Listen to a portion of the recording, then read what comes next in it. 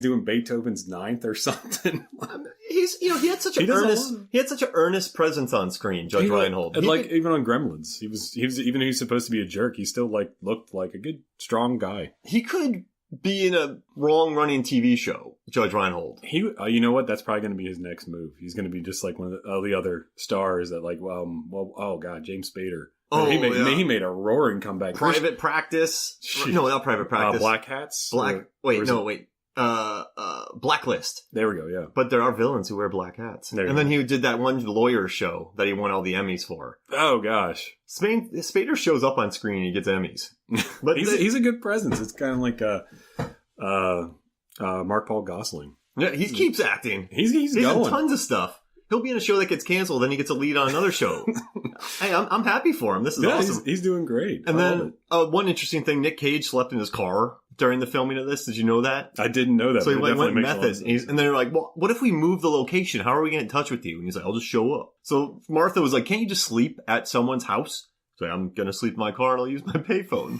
What a turd on this. But I think it worked with his authenticity and what he brought. I mean, he may have slept in his car, but she said she loved him at the end of the day. She said that he really worked his butt off. Yeah, I mean, yeah. He did a lot of great scenes, very memorable things. Well, I liked, one of the things I liked a lot was the scene where they're on a mountaintop. It's him and his buddy, and he pulls out the little kazoo thing. And he's like, yeah, a sad note on it, right? And it's like, well, but apparently he tried to play something else, but then he bit it because it was like one of those wax ones. So then I don't know if anybody else remembers this, but back in the day, they used to have like wax toys that it was like a flute or something, and then you could play it and then you could just chew it afterwards. What? They used to have those. Remember they used to have wax lips too. Oh yeah, wax lips. Remember those? Yeah. They had the same thing with toys. And then he took it and bit it and started chewing it. And they were like, oh, we want to do another take of that. And he was like, shit. Did you bring more than one? He's like, I only had one. I guess that shows he was really willing to go for it as an actor, but he probably was so young to it. He didn't understand that, hey, I might need this for another take, right? So probably a good learning experience right then and there. I'm sure, yeah. I mean, of course, freshly 18. come on. Yeah. I don't even know what I was doing when I was 18. I think it was at Penn State. All right. So how about this? Let's take a break. Let's figure out what we were doing when we were 18 years old. I probably can't remember. I don't want to remember. But when we come back, we'll talk more Valley Girl.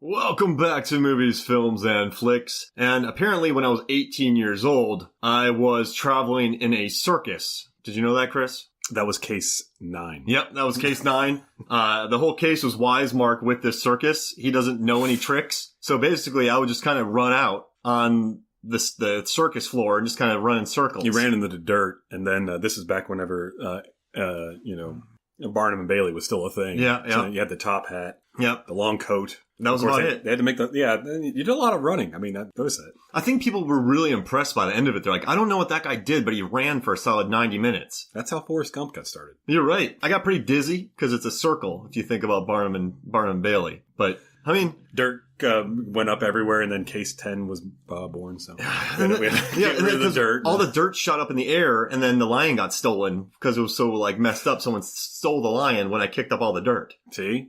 Case 11. Yep. Son of a... Man, that was a good case.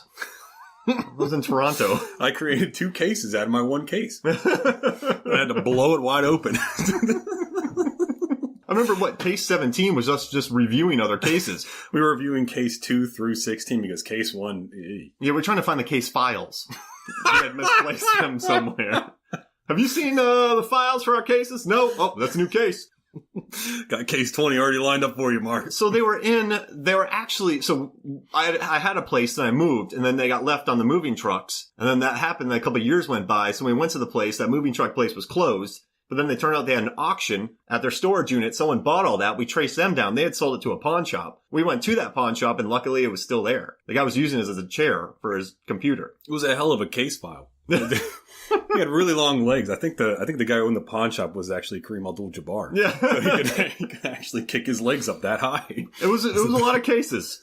But that was a good case. I mean, it was detective work. We used detective work on that one. We did. And, we got it back in less than, 7 years? So. Yeah. 7 years. We're not very good at it, but you know what?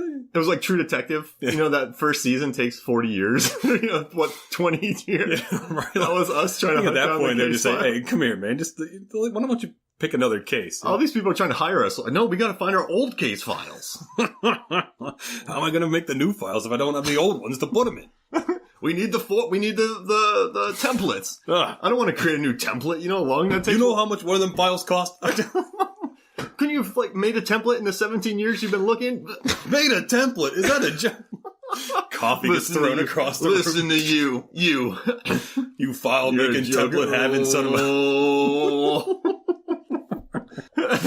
And that's when we went out of business for a while because we weren't bringing in money. So we had to do case 22 to get back to case 21. Yep, to make more money to resume our 21.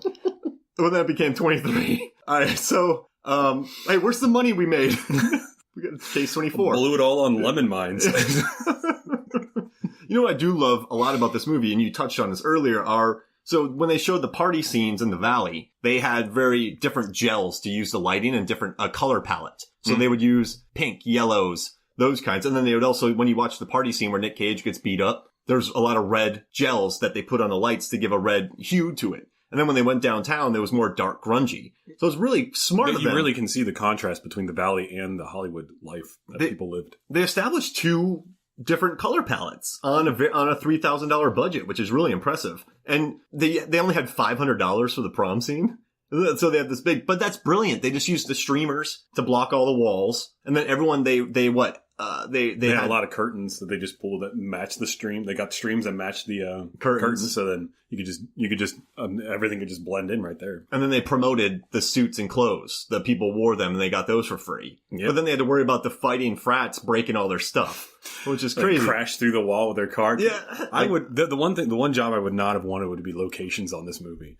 Oh gosh! Can you imagine explaining that to it was at a college that they shot exterior was at a college, but interior was at a high school. Yeah, an abandoned high school. There we go. Which is pretty interesting that they just. I mean, that's cool that they found an abandoned high school to shoot in. That saves some money. I mean, that's how Russ Meyer did a lot of his. And why is the name escaping me right Kramer now? versus Kramer. Kramer, the guy who did Kramer versus Kramer. They had found an abandoned courthouse, abandoned house in the suburbs. Who knew that the law wouldn't work in these areas? It was just. I mean, they saw it. They shot an abandoned. They found the judge was the grip. Gosh, why does his name escape me? He's like 94 years old. He still makes movies. The cheapest man in the world. What's his name? Gosh, what he did the Death Race films. Roger Corman. Yeah. I listened to an interview with him at the age of 93. So this was like last year, and he said he's like, okay, you want to know how to make a movie? Think about a guy you haven't seen in a movie in about 10 years. Boom, you got yourself an actor. All right, now make some phone calls to local areas. Find out who's got abandoned buildings. There, you got your locations. So he talks about this like what was it? Death Race. So the not the last one, but there was like 2000. It's like it wasn't 2000 because Death Race 2000 was in the 70s. It was like Death Race like 2020 or was it Death Race 3000? I can't remember. But anyways, the one that was made like a couple years ago. But he was like said that he's like, okay, so I found this place in Ireland. They're gonna blow up their high school. Boom! The end of the movie, the whole place blows up. That's brilliant, though. It's genius. The movies, I mean, they sell. I mean, we talk about them, so obviously it works. How much did you pay for this interview? How much is that camera? All right, now we got case 37. Here's what you do: you find a guy who's going bankrupt. Buy his lights. Right? That's literally what he talks about. Are there any rental industries going out? Go buy their lights. Like it's even better with the internet now because everyone puts everything online. So you just type it in there. Who's going out of business? Bam, got everything. Guess what you should use? The sun. Free lighting. Get a big piece of glass. Magnifies it. Boom. Brightly lit scene. You're in the desert now. Yeah, don't stand under it for too long. You get 30 minutes tops. You will burn. But it will be free. Find a beach house that's going out of business. You got yourself SPF. Do you not afford, flags and gels? Can you not get a big, shade for you to be over you, some silks? Stand under a tree. I see a lot of dead trees here. Why aren't we cutting them down? That's wood. When it gets cold, we'll use that for firewood on my sets. You got yourself heat and you got blockage. Bam. Yeah. I'll get in there. Let's make this movie. It's like, oh, we're done. It's so funny, like listening to him talk about making movies. But it's like they use a lot of these techniques, like kind of like what they did with with Valley Girl. They did like a lot of the people did work for free. A lot of people did bring their own clothing. You know what's a great monster? An invisible one. Hey, It Follows. Look, we got It Follows. We got A Quiet Place. We got Bird Box. You ain't seen squat. But guess what? Everyone thinks they're there. Yeah, I'm terrified. They're happening. What's happening? Listen, don't show your monster because you don't need them. It's wind. All we gotta have is, we need to have a Mark Wahlberg sitting there going like, I don't care if I die. I gotta be in there with you. Where's the wind? I don't see anybody win. I don't see no wind. Exactly. Free monsters. Make a movie. I mean, it works. Yep. Need an ocean? Shoot on a pond. Need a pond? Bathtub. Yeah, I read an interview with Kevin Costner recently. He talked about it. He's like, I don't know why everybody still hates on Waterworld. He's like, you go overseas, everyone talks about it. They're saying, when are you making part 2? I was like, I beg to differ on that one, Mr. Costner. That movie spiraled out of control. They built that entire atoll, then dragged it out to the ocean. That is insane. Yeah. I read stories about people getting lost out there for like days. They just jump on a Castaway. jet ski and they just, and then they come back. They find out like, they crazy-eyed and sunburnt with hair that's like shooting up like Einstein. They got like ZZ Top style beards, and you're just like, they just found some crew members on an island 20-some years later. They asked if they could hang a flag, and then they were like, okay, he's good now. I'm not leaving this island. Roger Corman said I was hired. Yeah. I was working on Waterworld, got hired by Roger Corman. Roger Corman came up to us after the movie. Hey, can I use these sets? Hey, that's a smart idea. Well, they did that. There's been a number of movies. I've worked on that, actually. They did that. A lot of Christmas movies do that. They'll wait till like the first week of January. Then they'll show up and just say, hey, we'll shoot a Christmas movie here. We'll pay you like a couple of like $1,000 to just leave it up for another week. And they're like, and the town's like, of course, go ahead, because we're going to leave them up anyways, because most Christmas decorations don't come down till like the second or third week of January. So they're like, oh, okay, well, we'll just leave them up there and we're being paid for it anyways. But it saves the production a ton of money rather than going out and buying it. Was that My Frickin' Christmas thing? Did you work on that one? I did, but I was only there for the driving scenes. So if you watch him driving, it's actually me. Oh, hey. Yeah. Chris Kelly, That's driver. True. Yeah. Yeah, that was a fun. You weren't fun even in day. a car.